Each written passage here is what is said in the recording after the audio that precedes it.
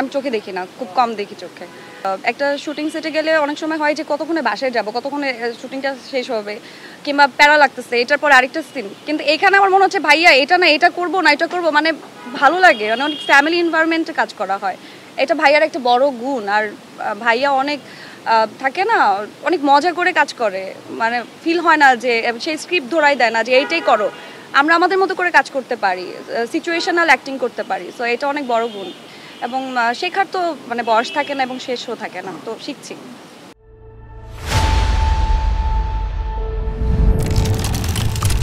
গল্পটির নাম হচ্ছে আমাদেরই গল্প।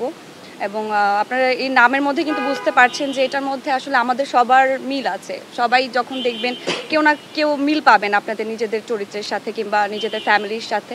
সো এখানে আমার চরিত্রটি আই থিঙ্ক যে মানুষের পছন্দ হবে। আমি চেষ্টা করছি যে আমার জায়গা থেকে আমার বেস্ট ট্রাইটা করার। ভাইয়া যেভাবে বলছে, রাজ ভাই এখানে আছে এবং আমার সাথে আছেন অনেক গুণী গুণী অভিনেতা অভিনেত্রীরা আছেন, তারা আমার থেকে অনেক শ্রদ্ধেয় এবং সিনিয়র। এবং আমি চেষ্টা করছি আসলে ভালোভাবে করার।